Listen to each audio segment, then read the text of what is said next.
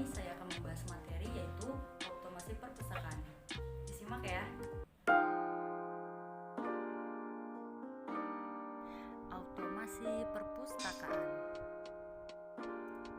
Yang pertama, sejarah otomasi perpustakaan. Negara pertama yang telah menggunakan komputer di perpustakaan pertama kali adalah negara Amerika dan Inggris pada awal tahun 1960-an. Pada tahun 1961, HP Loon dari IBM mengembangkan beberapa program untuk membuat indeks kata kunci pada judul-judul artikel yang terdapat pada Chemical Abstracts, dan pada saat yang bersamaan, sebuah perusahaan yang ternama Douglas Aircraft Corporation menggunakan kartu perpustakaan akademik juga dikembangkan dalam sistem berbasis komputer.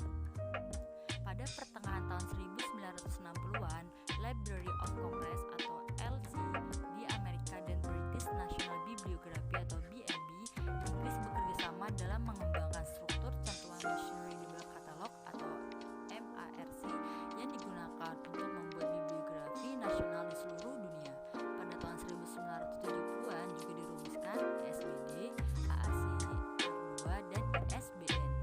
Di Amerika Utara juga dikembangkan Ohio College Library Center yang biasa sekarang dikenal dengan Online Computer Library Center, yang jasanya telah digunakan oleh 15.000 perpustakaan di 47 negara.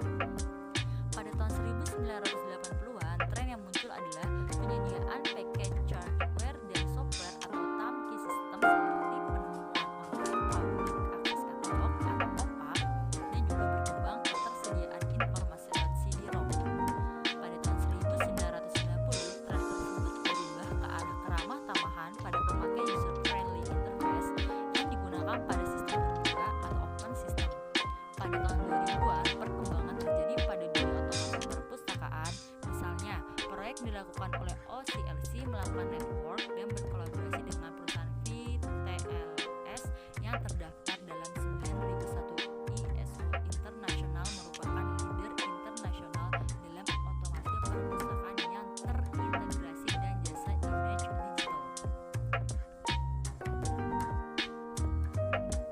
Selanjutnya yang kedua, ada pengertian otomasi perpustakaan. Yang pertama, pengertian otomasi. Menurut Sulistyo Basuki, otomasi adalah mencakup konsep, proses, atau hasil membuat mesin swatidak dan atau swakendali dengan menghilangkan campur tangan manusia dalam proses tersebut. Dapat disimpulkan bahwa otomasi merupakan penggantian tenaga manusia dengan tenaga mesin melalui bantuan IT yang pengerjaannya dan pengaturannya secara otomatis sehingga tidak perlu memerlukan pengawasan manusia. Lalu yang kedua, pengertian otomasi perpustakaan.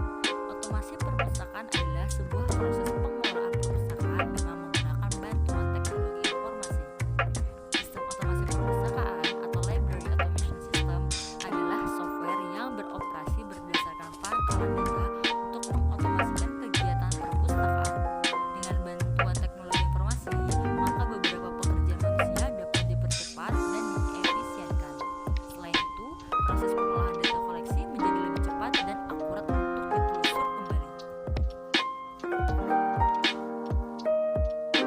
Selanjutnya, yang ketiga, tujuan otomasi perpustakaan.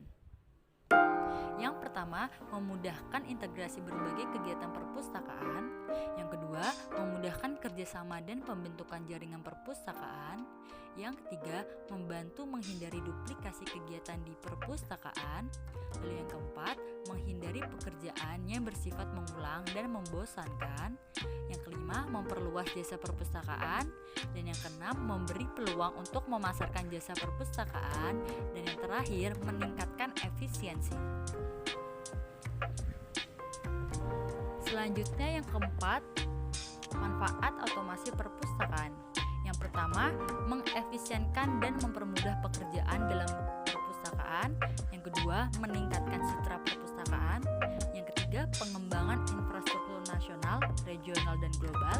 Yang keempat, memperlancar proses pengolahan, pengadaan bahan, pustaka, dan komunikasi antar perpustakaan. Dan yang kelima, memberikan layanan yang lebih baik kepada pengguna perpustakaan. Dan yang keenam, dapat mempercepat proses temu balik informasi atau information retrieval.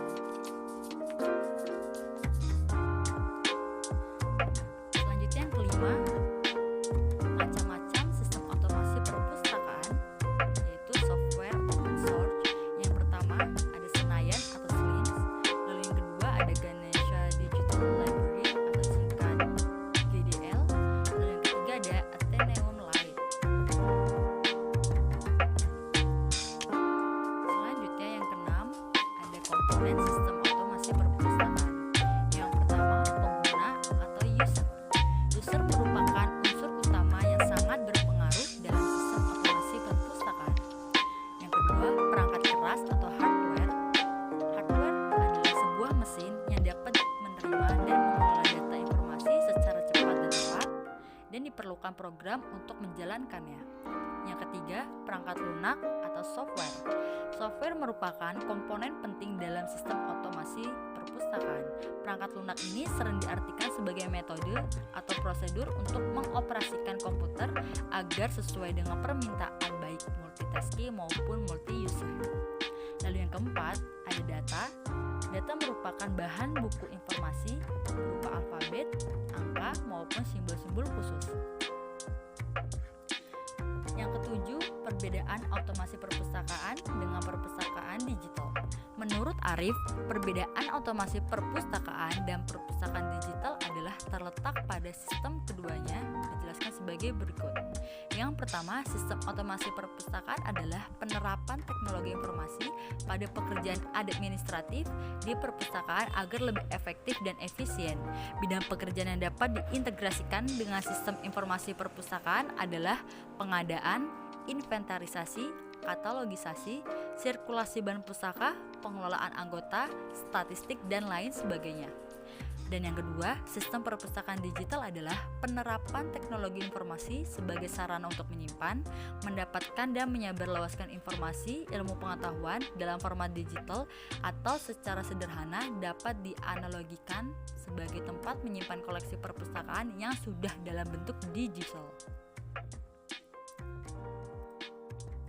Selanjutnya, saya cantumkan tutorial menginstal Slims Boolean. Seperti ini.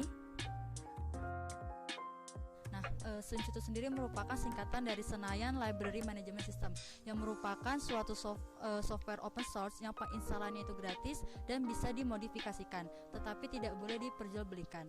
Nah, untuk bisa menginstal Slims itu harus memiliki server Apache dan database MySQL. Nah, paket modul Apache dan MySQL ini harus diaktifkan dan tempatnya itu ada di dalam XM. Berhubung saya sudah menginstal XM dan sudah saya aktifkan, langsung saja ke tahap selanjutnya, yaitu menggoogling Slims. Nah, Slims langsung saja diklik situs resminya.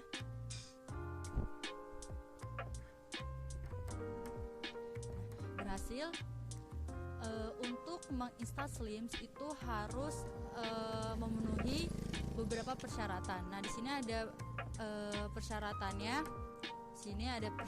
Nah, berhubung saya sudah menginstal XM dan saya sudah melakukan perbandingan, ternyata XM saya itu sudah memenuhi persyaratan. Jadi saya melakukan penginstalan Slims ini dengan versi source code dan versi zip. Setelah saya melakukan penginstalan,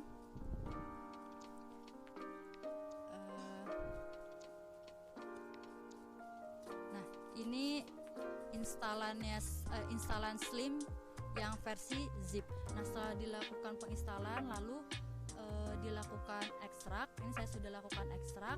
Nah, setelah dilakukan ekstrak itu di copy dan dipaste di drive C, XM, htdocs. Nah, di pastenya itu di sini. Langsung saja dipaste.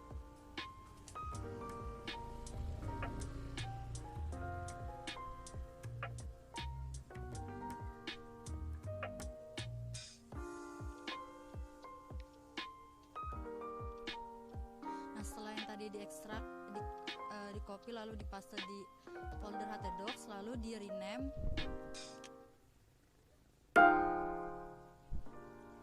Saya rename Slims _Boolean. Nah,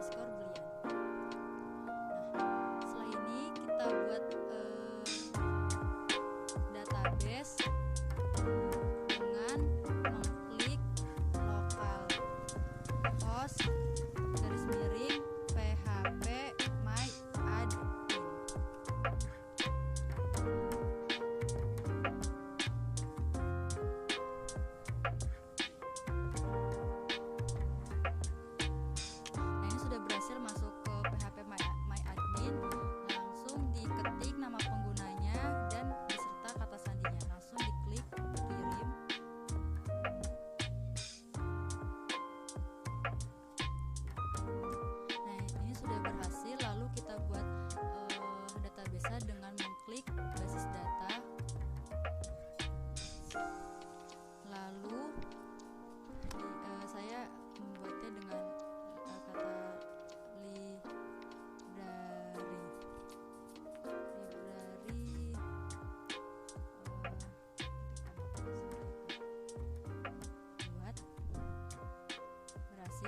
setelah itu buka new tab, lalu ketik lokal host garis miring slims underscore, dan ini merupakan nama yang tadi folder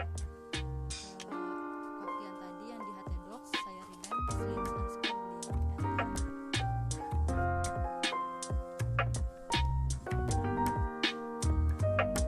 berhasil. Setelah itu diklik get start,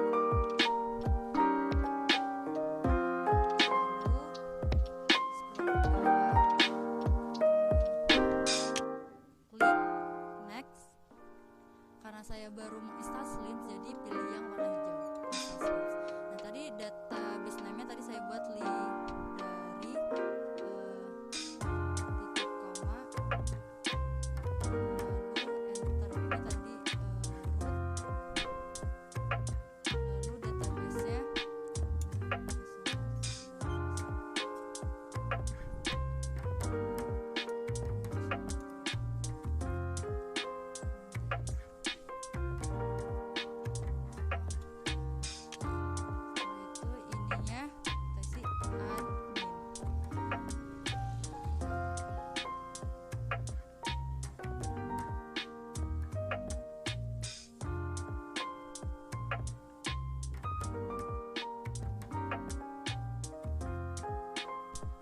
setelah itu di sini ada perintah untuk menghapus install. Jadi menghapusnya itu ada di explore, drive C, lalu masuk ke folder XM, langsung masuk ke folder htdocs, lalu masuk ke folder slims underscore Buria. Nah di sini lalu installnya dihapus. Nah setelah itu kembali lagi ke slimsnya. Nah setelah itu klik go to my slims.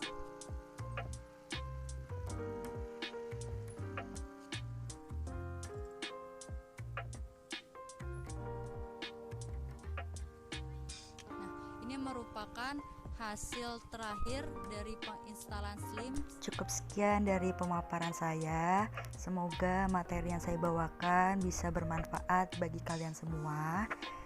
Kurang lebih mohon maaf dari saya. Terima kasih. Wassalamualaikum warahmatullahi wabarakatuh.